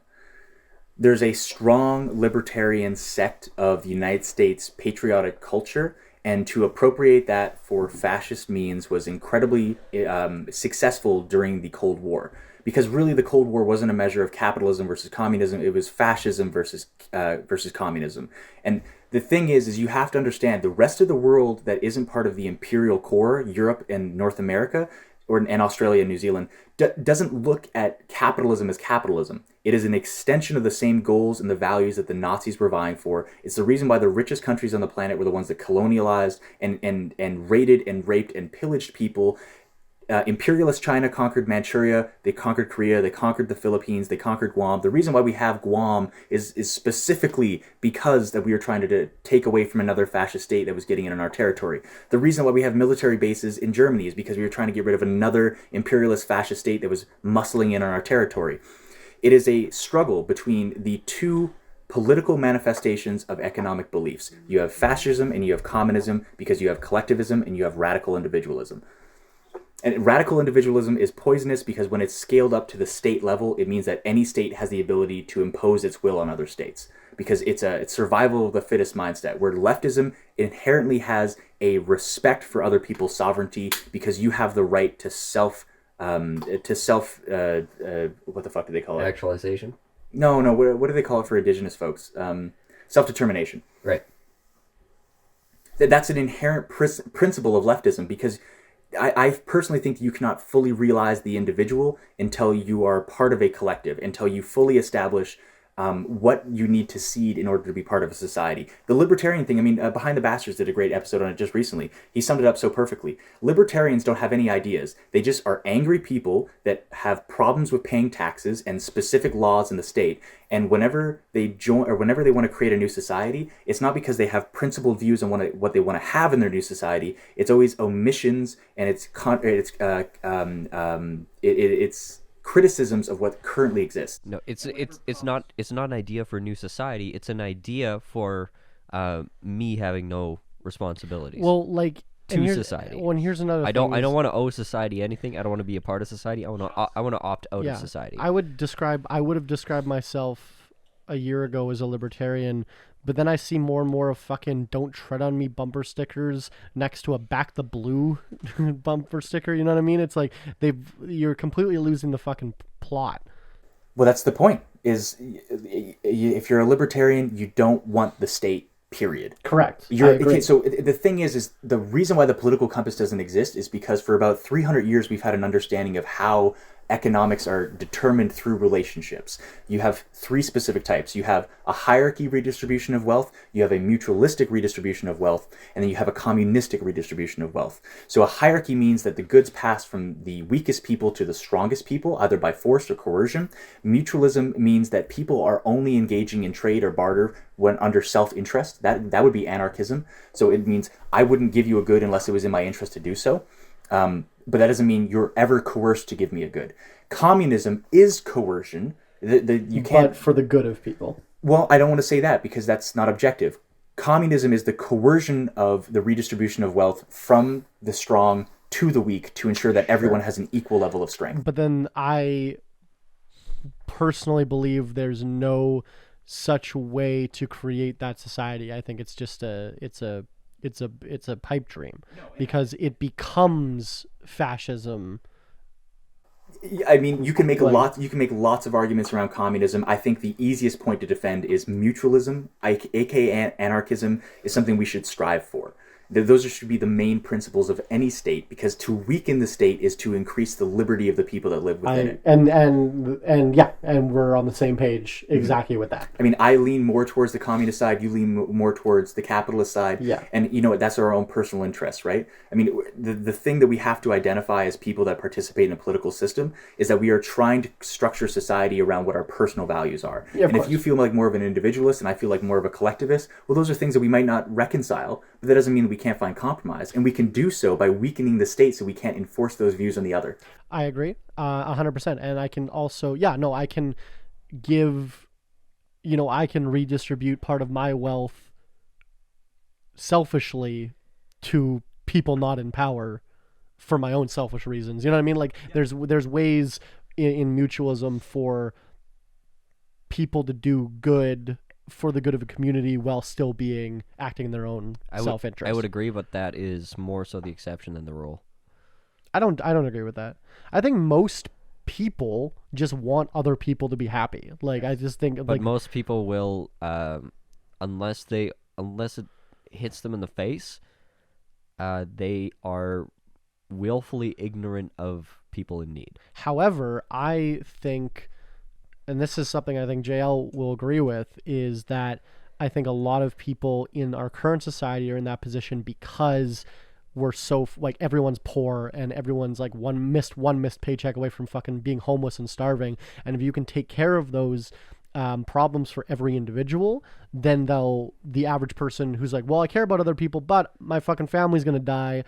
If they don't have to worry about that, then they can actually just care about other people. So that's an argument for communism. Yes, correct. No. I think Willows is entirely right. I think, first of all, capitalism has been, the free market, the idea of the individual has been bastardized because the state has enforced the monopoly This isn't of control. we don't live in a free market. No, Like, exactly. you know. Well, I mean, think about how Canada was founded. I mean, we had Prince Rupert grant all of the land that fed into the Hudson's Bay to one fur trader company to have a monopoly on the goods, right? Yeah. I mean, you live on land that's owned by a corporation. You live in service to that corporation. From the very beginning, you had a state say, listen, we are going to create a system that is going to constantly snowball wealth towards a certain collection of people. Because under an individualistic state, the beautiful part about that is if someone starts to become an asshole, they have no protections. Yeah. Under anarchy, you just put a gun to their head and say, listen, I don't care whether you're rich or not, but you got to start pulling your fucking weight in society. Yeah. And if you don't, we'll fucking beat the pitchforks and the torches and we'll kill you. Yeah. That's how it needs to happen. But the problem with capitalism is they put the police force in as a barricade and they say, well, now you can't touch these people. Yes. Yeah. Now you only have electoral reforms. And Yeah. we've rigged the electoral reform so there's no way to have any sort of systemic structural changes. So you can only possibly reduce the rate at which they acquire wealth, but you can never remove the wealth from them. Yeah. And you've definitely kind of shifted, maybe not shifted my political beliefs, but just made me more aware that I was like probably mislabeling some beliefs I had, because I don't read fucking political theory and you do. But I don't want to live in an ideally, I don't want to live in a society where, we have people forcing anyone to do anything. Exactly. And any, quote unquote communist state that's been attempted needs the fucking military and the oligarchy to force that redistribution of wealth. Which I think we can, is an easy thing to agree upon. And I think what a lot of American and Canadian people, the people that are like, fuck communism, I want to, Tyler's yawning. We'll take a shot here in a second. Just finishing my thought. I've been yawning for the last 14 hours. It's fine. I think the average person who's like, no, I want capitalism, communism sucks. If we were able to sit them down and explain exactly what we just said here about mutualism and whatnot, I think a lot of people are like, oh, I actually don't like capitalism. I like anarchism. Yes. Like I said, yeah. Most capitalists think that they're supporting anarchism. Yes. Yeah. Yeah. I'm a free market guy, and I always have been. And just like, I thought it was interesting that you said like, kind of putting the gun to someone's head and be like, you got to stop being an asshole.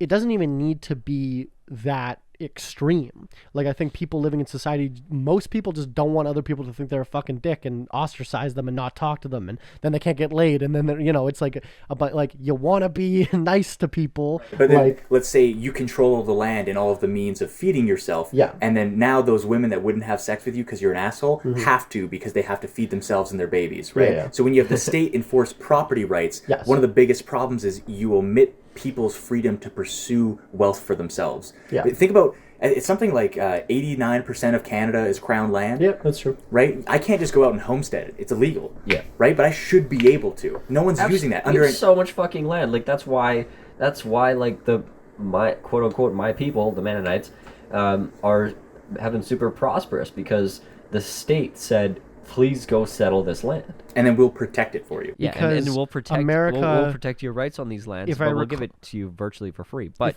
we won't do that for the natives, but we'll do that for you white. If I recall correctly, it was because America was trying to move their northern border up in like the Dakotas, that kind of area. Yeah, you have to settle the land, and we had nobody there. Yeah. So Europe was literally paying people to come over and set and farm the land just to have people there, so that we could keep our border. Yeah. Like proof of use. Which we should have just built a wall like Trump. Fun fact, Canada is the longest undefended border in the world. It's also the longest border in the world. There's one point in the Canadian-American border that is completely undefended and is unregulated. And it's a park in British Columbia. Actually, British Columbia has all of the border anomalies, except for there's one island that's called the gray zone in the Maritimes, where we fight over lobster fishing, which climate change is slowly killing because the temperate zone where lobsters can actually exist in has moved so far north that land is no longer worth fighting over for American and Canadian fishermen. Oh, problem solved. Yeah.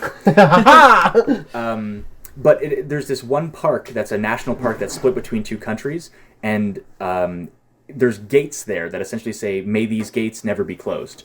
Right. And it's an abstract commitment, but it's been actually enforced via a treaty between Britain and the United States since 1812, since the War of 1812, where they drew the 49th parallel. And during COVID, it's been the only unregulated border crossing in the entire country. So what they've done is they've placed Canadian border control guards on the Canadian side and Americans on the American side. But as soon as you're in the park, you're allowed to pass between either side of the country. And it's a substantial park. So it's actually been one of the places where Canadians can visit their American relatives without having any COVID restrictions. That's where I get my drugs from. I mean, honestly, it's actually been an anomaly for a host of different things. Yeah. But because of that treaty obligation, we can't police that border. Interesting. Yeah. So I think what we're going to do cool. here is just take another shot, and then we're going to transition into our last segment that we do on the show. So cheers. Ugh, fucking hate this. It's always resounding political discussions with Jean-Luc.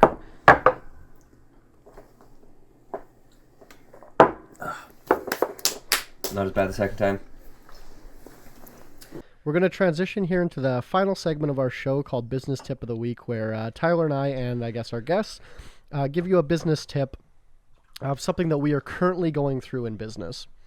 And I thought of this because a while ago, when we had one of these debates, JL, on just over, Zoom or whatever, after the debate, you linked me like the Wikipedia for mutualism, and you're like, read this fucking thing. I think you'll kind of get a better understanding of your own beliefs. And I never read it, and now here we are. Here's as we were talking about it, I was like, you know what? I should fucking read an article on mutualism. And I think that's going to be my tip of the week, is maybe do some basic Wikipedia reading on what you think you know. On political theory. Because when you were talking about, when I'm like, yeah, I'm a capitalist, and then you're talking about like, okay, well, because I always like to say that capitalism is not corporatism. Like I draw a line in the sand where capitalism to me is free market, and corporatism is when the government favors certain corporations and protects them with conventional means like guns, or non-conventional means like bailouts. I would also argue that you could replace government with other corporations or super powerful entities, which then can favor each other, which is more effective than the government in many cases. Yeah, and then it always comes down to the people, right? Like you can't. Corporations are people, though. No. I mean, like you can't.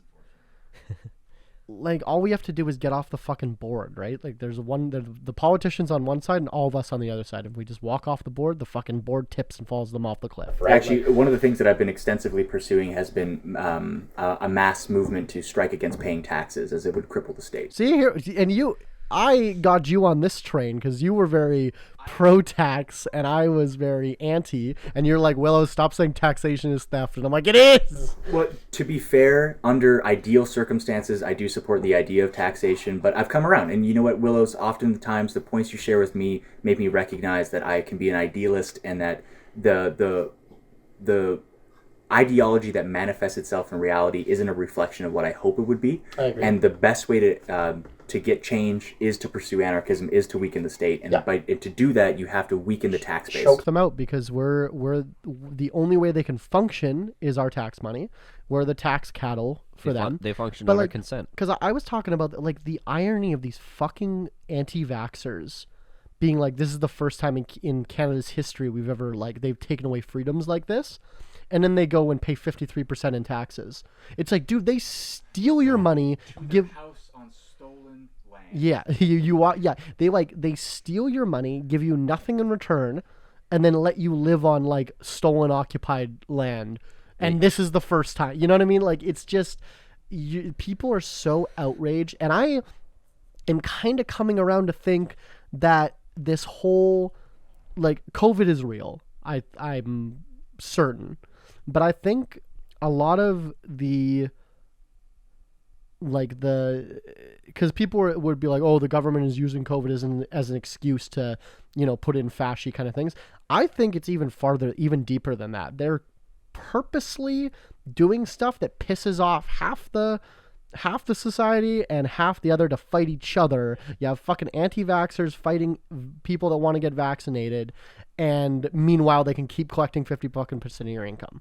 Like, it's divide and conquer. It's the reason why the electoral system pursues aesthetic differences as opposed to structural ones. Yeah. The entire economic and political education system omits the left. There is no left-wing party in electoral democracies in any country in the imperial core. It is our socialist party, in quotations, the NDP, are currently using militarized police to arrest protesters in your province. To displace indigenous people from their traditional treaty-guaranteed lands, to allow pipelines to destroy headwaters for protected environmental regions. And they're arresting journalists, which I'm pretty sure is a war crime. Yes, and actually, I saw can't it. And do they're that. federally employed journalists. Like, you can't do that. Like, you just can't. Well, I mean, look at the Ferry Creek blockade in Vancouver Island. They're cutting down old growth after an injunction from a federal judge that said you have to stop allowing these companies to cut down these trees. Well, we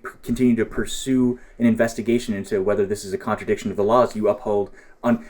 And the NDP got elected on a promise that they would stop old growth logging, and then proceeded to grant the biggest old growth logging permits in history. And this is our communist party. Yes, this is our this is the furthest left party that will ever get elected. Yeah, this is the furthest left party we like I said earlier, Biden running on stopping drilling and fracking approved triple the permits. Yeah, they literally just all lie. But where's our major political party that says we shouldn't have property rights? Where's our major political party that says we should be able to nationalize corporations? There is none. It's not even in the conversation. It's not even in the it's not even in the education Well, I don't want system. either of those things. But do you know they nationalized the Ontario VQA in like 2006? So the VQA, the Vintners Quality Association, was formed by Ontario wine growers, like grape growers and winemakers, because people were making a lot of shitty wine. So they made an association of all the top wineries to basically taste your wine and say, okay, that's VQA certified. We can put that on the shelf because it's not going to give wine a bad name. Canadian wine a bad name. This was when Canada's wine industry was still emerging. Government says, you made that? No, I made that. And they nationalized the VQA, and now it's a government program. Yeah, but I mean, that's more like a federal regulatory body. What I'm talking about is nationalizing resource extraction to give people a share of the royalties of the land that they live on. We should do that. I think the government should be plundering Africa for their resources, not private corporations. $51.3 billion extracted annually from Africa. 75% of global mining companies are headquartered in Canada. Fucking crazy. 96% of mineral extraction in continental Africa is capitalized in Canada. Yep. Wild. It's amazing. 96% of the resources go to Canada. We can do this forever. Mind-boggling. Tyler, do you have a business tip of the week? I would say an idea that I had fucking yesterday was being a contractor, we fucking roam all over the place. Everything is a mess. You'd never guess by walking through a job site or looking in my van or walking through the shop that we have like $40,000 in assets of like specialized tools and and very selectively curated, collections of things that allow us to do exactly what we need to do every single day. And rarely do we need to go to the store to like buy something to do what we need to do. We fucking have it all. And yet it is a train wreck. Everything is everywhere. It's your critical tools sometimes are hard to find because like, my fucking $1,000 laser was in a box of shims over there in the corner underneath the rags. Like, because just slippage creeps in and it is a bitch. So we're just going to take a day between Christmas and New Year's. We're going to tell clients that we're on vacation, and we're going to take a full day paid for employees and everything. Full 8 hours. We're going to go to every job site. We're going to collect everything that is ours. We're going to go to our shop. We're going to dump it all on the floor, and then we're going to reorganize, recollect, fucking clean out stuff, repack toolboxes, actually do it strategically, and then do a full cleanup of the shop, re-inventory everything, and just like do a whole day of it. I think a lot of corporations do that. It's called inventory. Not necessarily just inventory, but just like reassess what you fucking got. Like reassess your assets, reassess your... What's that Asian chick that does the if it does not bring you joy, get rid of it? Maria Kondo? You have to Maria Kondo your fucking contracting van. Yeah, literally. Yeah, it's like I don't really... And we probably do have a bunch of excess and redundancies that we just don't realize because we couldn't find it and you bought it again. Where's your process control? Because if you put in this work, it's just going to go to shit if you have the same tendencies. Well, yeah, that's the point is... the warehouse manager part of them comes out. Dude, I'm literally doing bar rescue on Sophie's business. It is one of the worst run businesses I've ever seen. In the 2 days that I've been there, I've turned around the culture, like, unrecognizably. You can fucking ask her about it. So, I understand that. I respect that. But, big but...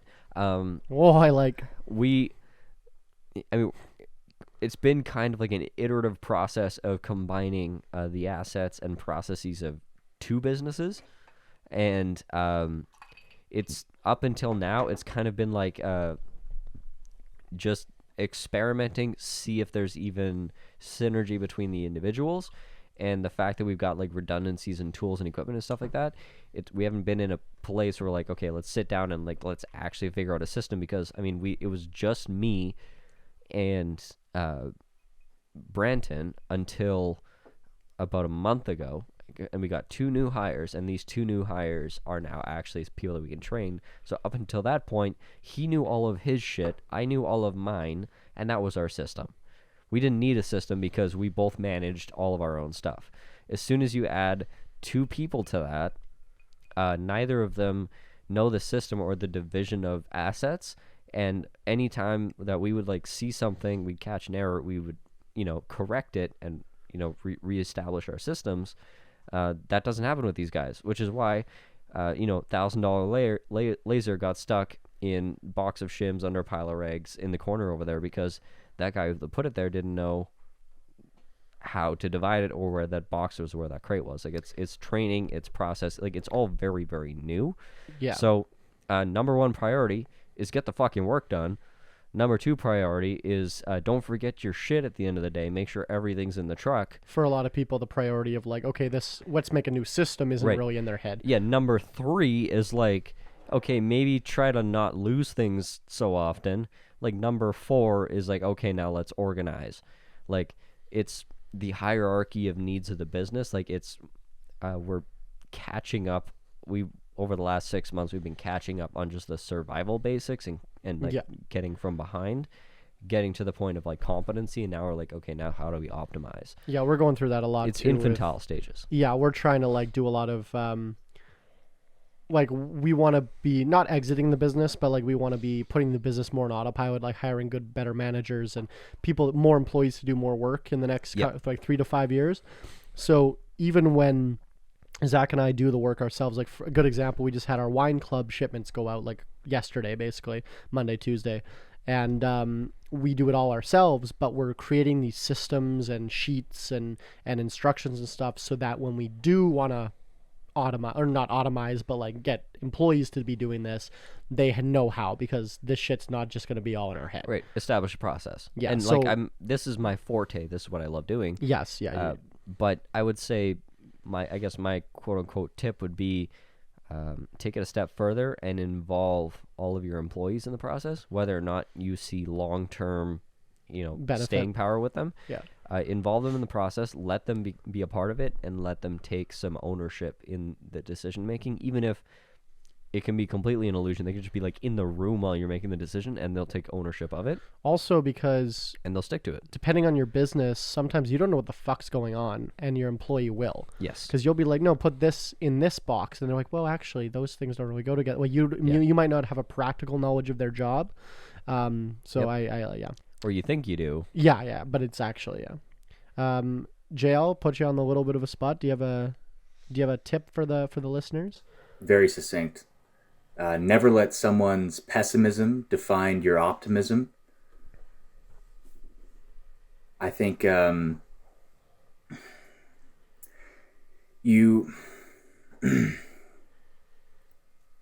think you should speak with passion and listen with humility, because future you thinks present you is knave.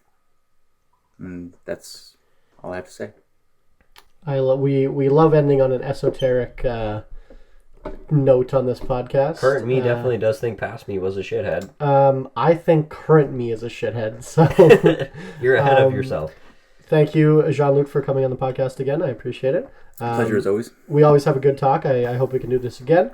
Thank you for listening to Alcohol Beyond This Point. You can follow us, Alcohol Beyond This Point, on Instagram. That's the main one. Alcohol Beyond This Point podcast on Facebook, but I kind of stopped posting there.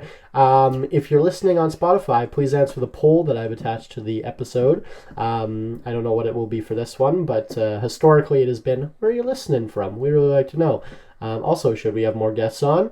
Does him talking into a phone mic while we use studio mics shitty? I don't know. I haven't edited this yet. Let us know in the comments.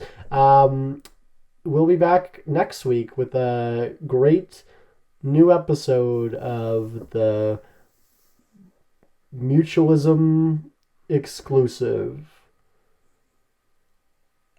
It's fucking terrible. This is the worst outro.